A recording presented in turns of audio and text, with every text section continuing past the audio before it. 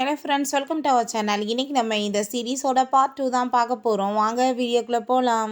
ஸ்டார்டிங்கில் நம்ம ஹீரோயினை ஒரு இடத்துல அங்கே கட்டி போட்டு வச்சுருக்காங்க. அங்கே கேமராவெல்லாம் ஃபிக்ஸ் பண்ணி வச்சுருக்காங்க. ஆனால் நம்ம ஹீரோயினுக்கு முழிப்பு வந்துடுது.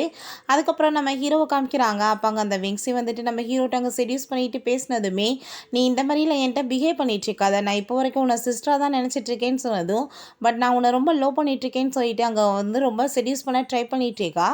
அதுக்கப்புறம் அங்கே அந்த சிசி, நான் இன்னைக்கு உனக்கு சூப்பரான ஒரு ஆளை ஏற்பாடு பண்ணி வச்சுருக்கேன், நீ போய் என்ஜாய் பண்ணுன்னு சொல்லிட்டு அங்கே ஒரு பர்சனை அவளோட ரூம்க்கு அனுப்பி விட்டதுமே அங்கே அவள் அந்த லேப்டாப் மூலமாக பார்த்துட்டு ரொம்ப ஹாப்பியாகிட்டு இருக்கா. அப்போ அந்த வெங்ஸி, இங்கே பாரு உன்னோட ஆள் என்ன பண்ணிட்டு இருக்கான்னு சொல்லிட்டு அந்த வீடியோ காமிச்சதும் அவன் ரொம்ப அங்கே வந்துட்டு நர்வஸ் ஆகிட்டு, நீ அப்படி பண்ணாத அப்படின்றத சொல்லிட்டு இருக்கான். அப்போ அவள் அதை ஆஃப் பண்ணி விட்டுட்டு அவன்ட்டு அங்கே ரொமான்ஸ் பண்ண ட்ரை பண்ணிட்டு இருக்கா. அதுக்கப்புறம் அங்கே நம்ம ஹீரோயின் பார்த்தா அங்கே பெல்ட் எடுத்து அவனை போட்டு வெளுன்னு வெளுத்து விட்டதுமே அதெல்லாம் பார்த்துட்டு அங்கே சிசி வேமா ரூமுக்கு வந்ததும், இதெல்லாம் உன்னோட வேலை தானேன்னு சொல்லிட்டு அவளையுமே அங்கே அடிக்க போகும்போது, ப்ளீஸ் சிஸ்டர் நீங்கள் என்னை எதுவும் பண்ணிடாதீங்க, ஃபூ எங்கே இருக்காருன்னு உங்களுக்கு சொல்கிறேன் அப்படின்றத சொல்லிட்டு அந்த ரூமை சொன்னதுமே அவளையுமே நம்ம ஹீரோயின் அடிச்சு அங்கே போட்டுட்டு அவப்பாட்டு அங்கே இருந்து ரூமுக்கு லாக் பண்ணி வச்சுட்டு கிளம்பி போயிடுறா. அந்த ரூமில் போய் பார்த்தா அந்த வேங்ஸி நம்ம ஹீரோட்டங்க தப்பாக நடக்க முயற்சி பண்ணிட்டு இருக்கா. அவனுக்கு வந்து மயக்கமாயிடுச்சு போல். இப்போ நீ இப்படிலாம் பண்ணாமல் மரியாதை இங்கேருந்து போயிருன்னு சொன்னதும், நான் அவரை ரொம்ப லைக் பண்ணிட்டு இருக்கேன்னு சொன்னதுமே, அப்படின்னு நீ சொன்னால் கேட்க மாட்டேலன்னு சொல்லிட்டு அவளையுமே அங்கே அடிச்சு போட்டுட்டு நம்ம ஹீரோவை காப்பாற்றி அங்கே வந்து ரூமுக்கு கூட்டிகிட்டு போயிடுறா. அயன்பாட்டு அங்கே வந்துட்டு பயத்தில் வந்துட்டு புலம்பிட்டே இருக்கான். நீங்கள் வந்து பயப்படாதீங்க, நான் தான் உங்களுக்கு இருக்கேன்னு சொல்லிட்டு அங்கே ஃபோர்ஹெட்டில் கிஸ் பண்ணிட்டு போகிறா. நெக்ஸ்ட் டே நம்ம ஹீரோ அங்கே வெங்ஸியோட அப்பாவை கூப்பிட்டு, நான் இதுக்கப்புறம் உங்கள் கூட எந்த ஒரு பிஸ்னஸ் டீலுமே வச்சுக்க விரும்பலை, உங்கள் பொண்ணு என்னை ரொம்ப அசிங்கப்படுத்திட்டான்னு சொல்லிட்டு நடந்த எல்லாத்தையுமே சொன்னதுமே அவர் கோவப்பட்டு அவளை கண்ணத்தை சேர்ந்து அரைஞ்சிடுறாரு. நான் உங்ககிட்ட மன்னிப்பு கேட்டுக்கிறேன் அப்படின்றத சொல்லிட்டு வீட்டுக்குமே எழுதிட்டு போட்டுட்டு பயங்கரமாக திட்டினதும், அப்போ அவளுமே வந்துட்டு கொஞ்சம் கூட அசிங்கமே இல்லாமல் நான் அவனை லவ் பண்ணிட்டு இருக்கேன்னு சொல்லிட்டு பேசினதுமே அவர் கோவப்பட்டு பயங்கரமாக திட்ட ஆரம்பிச்சிடாரு. பிறகு அவங்க சிஸ்டரை காமிக்கிறாங்க. அந்த பர்சன் அவங்ககிட்ட அங்கே ரொம்பவே வந்துட்டு தப்பாக நடந்திருக்கான் போல்.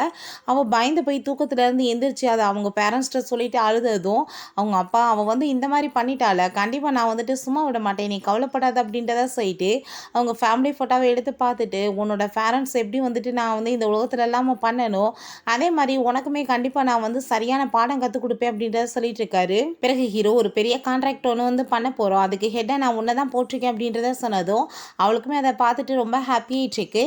பிறகு நம்ம ஹீரோயினோட அங்கிள்கிட்ட அந்த அசிஸ்டன்ட் வந்து பாஸ் அந்த ஃபூ கம்பெனிலேருந்து ஒரு பெரிய கான்ட்ராக்ட் வரப்போகுது, ஸோ நம்ம அதில் நம்மளோட நேமையுமே சேர்த்து வச்சுட்டோன்னு வச்சுக்கோங்கமே, கண்டிப்பாக எப்படியாச்சும் அந்த கான்ட்ராக்ட் கிடச்சா பெரிய ஆள் ஆயிடலான்னு சொன்னதும் அவருமே அங்கே அவங்க ஹீரோக்காக தான் வெயிட் பண்ணிட்டு இருக்காரு. அப்போ நம்ம ஹீரோயின் தான் அங்கே வர்றா, நான் தான் இதோட ஹெட் அப்படின்றத சொன்னதுமே அங்கே எல்லாருமே கிண்டல் பண்ணிட்டு நம்ம ஹீரோயினை ரொம்ப வந்துட்டு அசிங்கப்படுத்திட்டு இருக்காங்க. அப்போ அங்கே அசிஸ்டன்ட் வந்து என்ன வந்து எல்லாரும் பண்ணிட்டு இருக்கீங்க, உண்மையிலேயே மேடம் தான் இதோட ஹெட் அப்படின்றத சொன்னதும் அங்கே எல்லாருமே வந்துட்டு அப்படியே ஜொல்லு ஒடிச்சிட்டு அப்படியே நல்லவங்க மாதிரி நடிச்சுட்டு பேசிகிட்டு இருக்காங்க. நீங்கள் வந்து உங்கள் கான்ட்ராக்ட்லாம் எப்படி இருக்குன்னு சொல்லிட்டு என்கிட்ட காமிங்க நம்ம ஹீரோயின் சொன்னதும் அவங்களும் அதே மாதிரியே பண்ணிகிட்ருக்காங்க. பட் நம்ம ஹீரோயின் அந்த கான்ட்ராக்டை தூக்கி அவங்க அங்கிளுக்கு கொடுத்துடுறா. அதை பார்த்துட்டு அவருக்கு அங்கே ரொம்பவே ஹாப்பியாக இருது. இது மூலமாக எனக்கு நிறைய ப்ராஃபிட்ஸ் கிடைக்கும் அப்படின்றத அவர் சொல்லிட்டு இருக்காரு.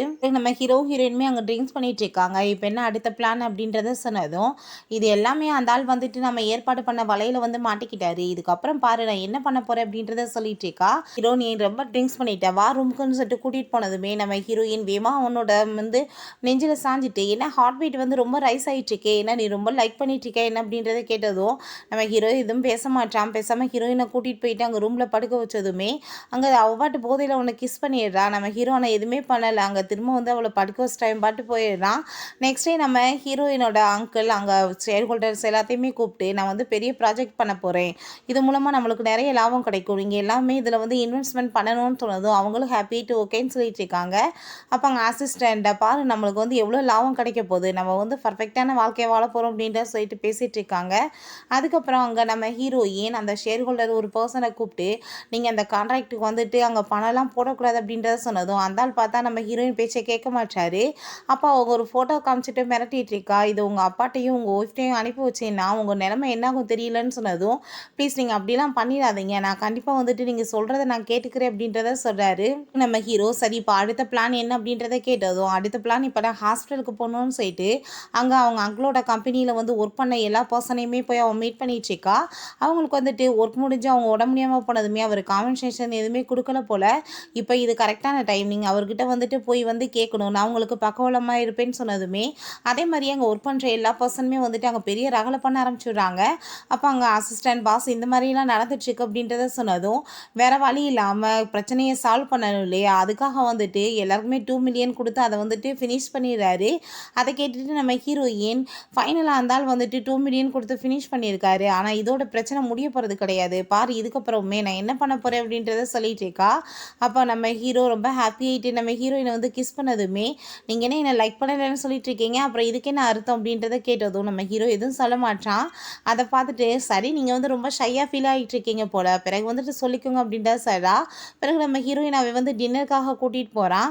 அப்போ நம்ம ஹீரோயின் ரொம்பவே நீங்கள் என்னை இம்ப்ரெஸ் பண்ண ட்ரை பண்ணிகிட்டு இருக்க மாதிரி எனக்கு தோணுது அப்படின்றத சொல்லிட்டு கேட்குறா.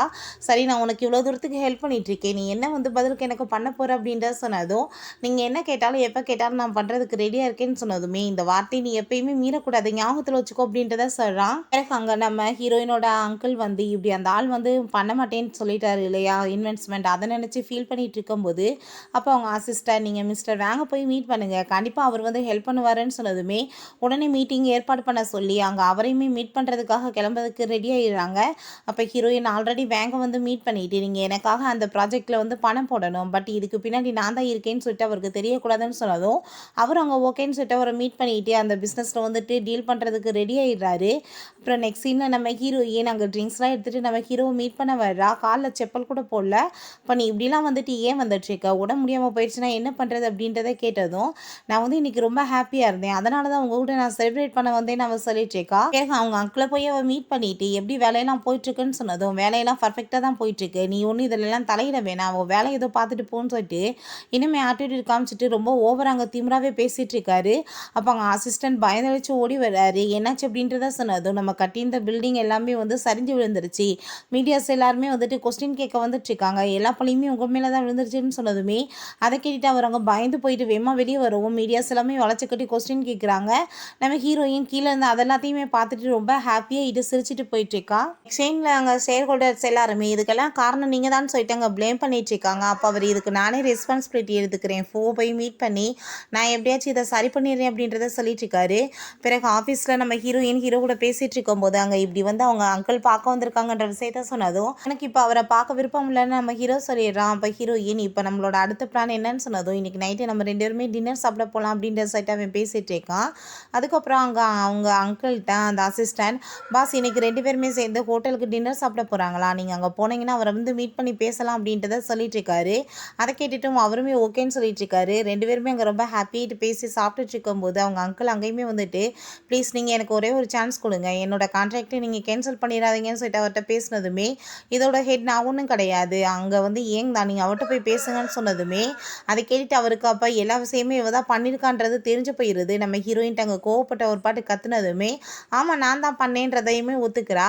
நீங்கள் ஒழுங்காக எல்லாரும் முன்னாடியும் நான் யாருன்ற உண்மையை சொன்னீங்கன்னா உங்களுக்கு நல்லது, உங்கள் கம்பெனியை காப்பாற்ற முடியும், இல்லை ஒன்றும் இல்லாமல் போயிடும்னு சொன்னதும் அவர் அதுக்கு ஒத்துக்க மாட்டார். அப்போ ஹீரோயின் உங்களால் காப்பாற்ற முடியாதுன்னு சொன்னதும், சரி ஓகே என்னோட கம்பெனியில் நான் உனக்கு ஜாப் போட்டு கொடுக்குறேன், நீ அங்கே ஒர்க் பண்ணு அப்படின்றத சொன்னதுமே நம்ம ஹீரோயின் அதுக்குமே கண்டிஷன் போடுறா, நான் வந்து சீப்பாக தான் ஒர்க் பண்ணுவேன் அப்படின்றத சொன்னதும் அதை கேட்டுட்டு அந்த ஆளுக்குமே வந்துட்டு ஓகேன்னு சொல்ல வேண்டியதாக இருது. ஆனால் அவருக்கு ஹாப்பியே இல்லை. பிறகு நைட் போல் நம்ம ஹீரோயின் ரொம்ப ஷார்ட்டாக ஒரு ட்ரெஸ்ஸை போட்டுட்டு அங்கே வந்துட்டுருக்கா.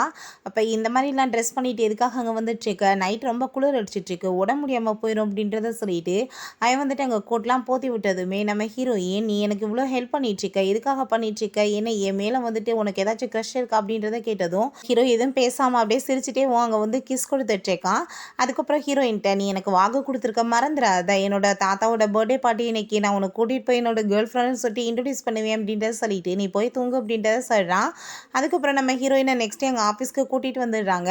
நம்ம ஹீரோயின் நம்ம எப்படியாச்சும் எல்லா எவிடன்ஸையும் கண்டுபிடிக்கணும்னு சொல்லிட்டு அங்கே பழைய ஃபைல்ஸ் எல்லாத்தையுமே அங்கே வந்துட்டு தேடிட்டு இருக்கா. வீட்டுக்குமே அது எல்லாத்தையுமே கொண்டு வந்துட்டு ஏதாச்சும் அதில் மிஸ்டேக் இருக்கான்னு சொல்லிட்டு கண்டுபிடிக்கிறதுக்கு ட்ரை பண்ணிட்டு இருக்கா. பட் அவளுக்கு எதுவுமே தெரியலை.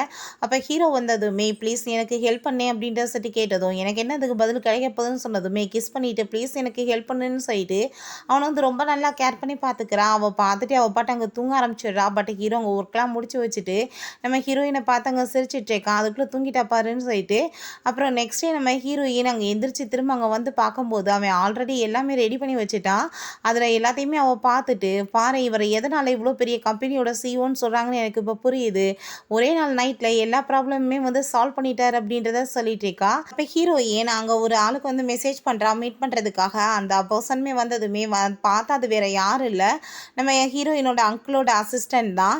அவர் வந்துட்டு சின்ன வயசுலேருந்து இவங்க அப்பா தான் நிறைய ஹெல்ப் பண்ணியிருப்பாரு போல் படிக்கிறது வரைக்கும். ஸோ அதுக்காக வந்துட்டு ஒரு கைமாறு மாதிரி இவளுக்கு வந்து ஹெல்ப் பண்ணிட்டுருக்காரு நம்ம ஹீரோயின். அப்புறம் ஹீரோவை மீட் பண்ணிட்டு இந்த ஃபைலை வச்சு நான் பாரு என்ன பண்ணுறேன்னு சொல்லிட்டு அவன் வந்து கண்டிப்பாக பண்ணதுக்கெல்லாம் பனிஷ்மெண்ட் கிடைக்கும் அப்படின்றத சொல்லிட்டு நம்ம ஹீரோட்ட நான் உங்களுக்கு ஒரு கிஃப்ட் வச்சுருக்கேன், நீங்கள் முதல் ஐஸை க்ளோஸ் பண்ணுங்கன்னு சொல்லிட்டு அங்கே அவனுக்கு புதுசாக ஒரு டையெல்லாம் வாங்கி கட்டி விட்டுட்டு இப்போ இதை திறந்து பாருங்கள், இது உங்களுக்கு பிடிச்சிருக்கா, நான் என்னோட சின்ன ஒரு கிஃப்ட் அப்படின்றத சொன்னதும் ரொம்பவே நல்லா இருக்குது அப்படின்றத சொல்லிட்டு அங்கே ஃபோர்ஹெட்டில் கிஸ் பண்ணதுமே நம்ம ஹீரோயினுக்குமே இங்கே ரொம்ப ஹாப்பியாக இருது.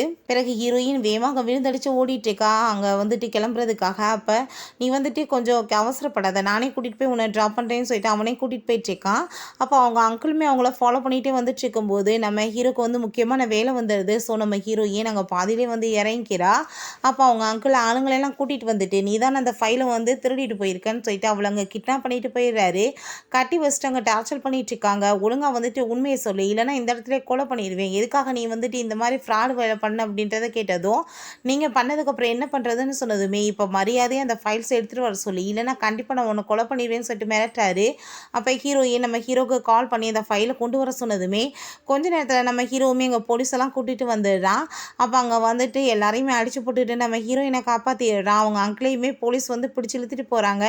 ஏன்னா அவர் டேக்ஸ் கட்டாமல் நிறைய ஃப்ராடு வேலை பண்ணியிருக்காரு போல், அதை தான் கண்டுபிடிச்சிருக்காங்க. அதனால தான் வம்பு பண்ணி அங்கே இழுத்துட்டு போயிடுறாங்க.